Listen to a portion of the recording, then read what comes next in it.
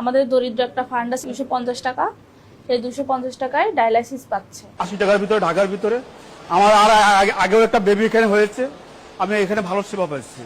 এখন ঢাকার ভেতরে মাত্র 380 টাকায় মিলছে দ্রুততম মানবিক সেবা। আগামীতে আমি কোথায় যাব? আমার তো এত টাকা নাই ভাই, আমার প্রতিদিন লক্ষ লক্ষ টাকা ইনকাম নাই, আমি কোটিপতির সন্তান না, আমি কোথায় যাব আমার বাচ্চাকে নিয়ে?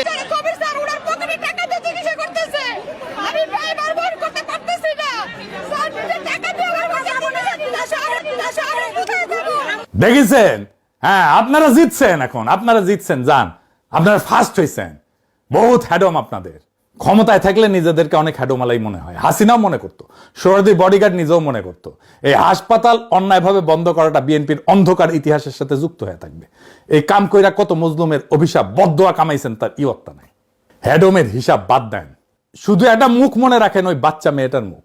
তাই 2 বার যার শরীরের রক্ত মেশিনে শোধন হইতো 250 টাকায় মাত্র। আজকে যার সামনে শুধুই অন্ধকার, তার মা কাকে বলবে যে আমার মেয়েটারে বাঁচান?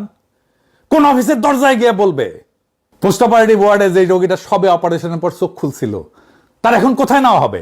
আইসিইউ যে মানুষটা একটা শ্বাসের জন্য লড়তেছিল, তারপরে সে শ্বাসটার দাম কে দেবে? এরা কেউ জামাত করে না, এরা কেউ বিএনপিও করে না, এরা শুধু গরিব। এদের একমাত্র অপরাধ, এরা গরিব হইয়া বাঁচতে চাইছিল। আর আপনারা বৃহস্পতিবার বিকালে ছুটির ঘন্টা বাজার আগেই একটা কাগজে সই কইরা তাদের সেই বাঁচার অধিকারটা কাইরা নিলেন।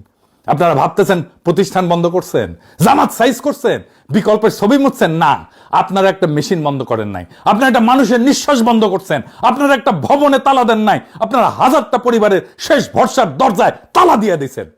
ইতিহাস সব মনে রাখে। হাসিনা ভুলে গেছিল যে রক্তের হিসাব একদিন দিতে হয়। আপনারা ভুলে যেতেছেন, কিন্তু যেই মা আজকের রাতে তার সন্তানের জন্য কাঁদতেছে, যে রোগী আজকের রাতে বিনা চিকিৎসায় ছটফট করতেছে, তাদের চোখের পানি আসমানে গিয়া পৌঁছাইবে।